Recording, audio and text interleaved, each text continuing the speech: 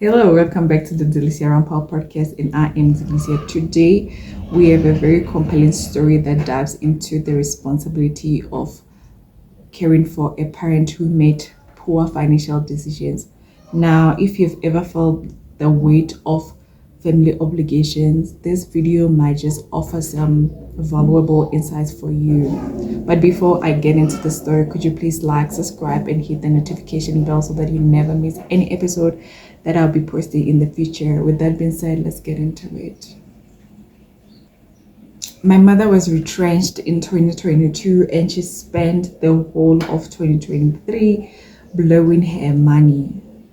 Despite my warnings to not splurge, she continued to buy unnecessary things and go out frequently. I even asked her to help me pay off a loan I had taken to extend the house for her, but she kept giving me the run around, and eventually I gave up. Now that her money has run out, I am expected to pick up the pieces. Okay, let's finish it.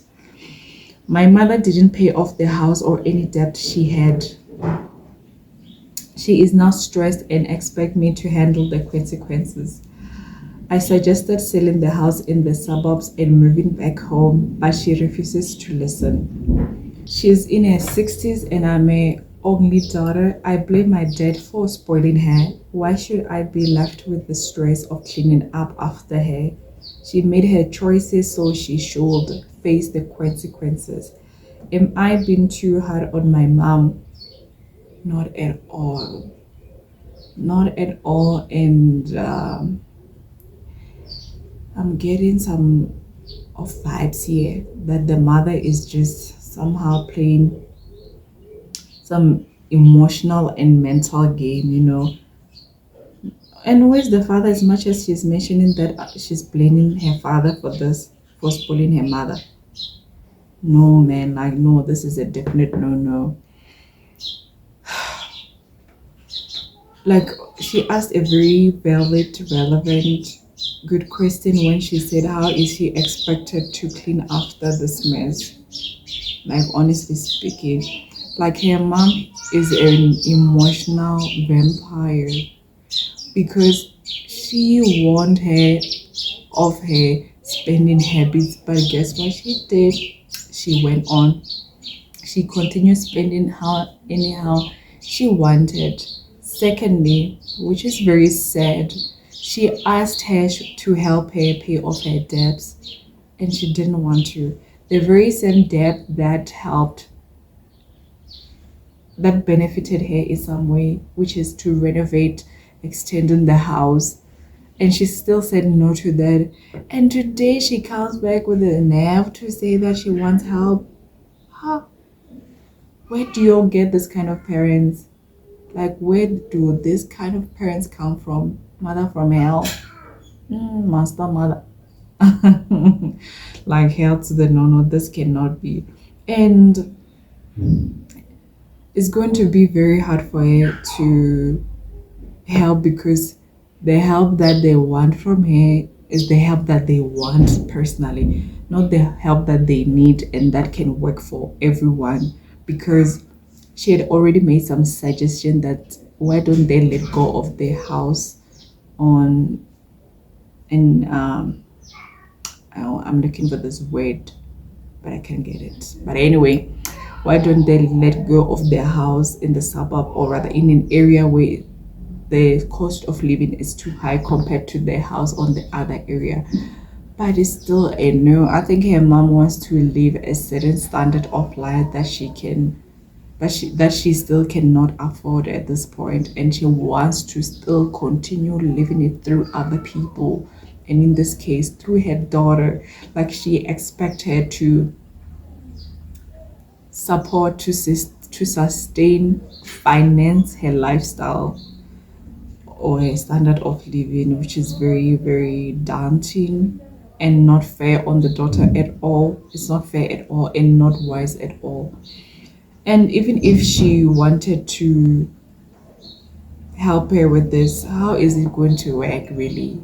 Even though they communicate like, this is how I can help, this how is it going to help? Because she still want to be where she has always been, but she forgets that she does not have the finances to support that.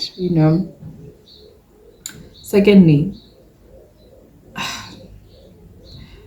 at this point, it's very much too late for them to seek a professional financial advisor. I mean, who's they're gonna advise them on whose finances? Or maybe, okay, yes, it can work. Yeah, I was right to come up with that. They need to seek a financial advisor. You know what? Maybe if she hears it from a person or rather another person who's a professional in that area of finances, she might get to understand it. Maybe he might advise her to let go of that house, to sell it, or maybe to turn it into a B&B. What you think? That's a very wise one. To generate income, because if they sell it and then she has another huge money that comes with why, there's a high rate that she will go back to her spending habits, her poor spending habits, which is just gonna take them back to square one. Like, no, no, no, no. But I think they should try seeking professional help, someone who will advise them on these finances. Thirdly, emotional support for both of them. She needs it, the mother. She needs it, the daughter. They both need this, because if they do not look into it, it's going to cause a rift between their relationship, because clearly so far their mother is just so self-absorbed that she just wants money to continue living her life, and she's doing it selfless. I mean, selfishless. In a selfish manner. That's what I'm saying. They need to find they need to get some emotional support. It can be a trusted family member or a trusted family friend. But as people, we do need some guidance, some help from other people, because doing things all by ourselves sometimes it makes you be closed up. Like, there's just this hole that makes you not see the other side or get past and see different perspective, because you're so absorbed with what's currently happening at her. It's like the current situation. And at that you lead it with emotion, so that's why it barely works. Lastly, they need to consider the long-term planning, especially the mother. You see, I see the daughter. This needs to be directed to the mother. Honestly, she's the one who needs to look at this long-term planning. Mother, how do you expect your daughter to pay off your debts, their house, like the loan? It's just a lot. In the long run, she's gonna end up with nothing. It's like the mother is reliving her life through the daughter, especially financially. No, she need to consider the long term here, the impact of this whole thing, the decisions that she'll be making. Because while it might be difficult for her to let go of this, you need to consider that this decision might or could provide stability and reduce stress in the future for the both of them. And again, where's the father? Like, honestly speaking, where's the father? Where is he in this whole thing? Maybe he had passed away. But if he had passed away, why does he still want to have two houses? So this mother, this mother is not mothering at all.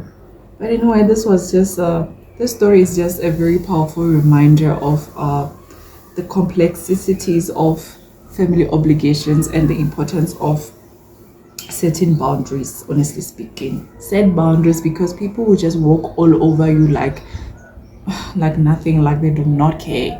So you need to set boundaries, respect yourself, so that people can respect you. When you know how to say no and when to say it, they will respect you, trust me. Otherwise, that's all that hits. with me today. Thank you for watching this video and for being part of this conversation. If you found this video helpful, please do give it a thumbs up and leave a comment below. If you have not, please do subscribe. Until then, let me love and leave you. Please do take care of yourself and those around you.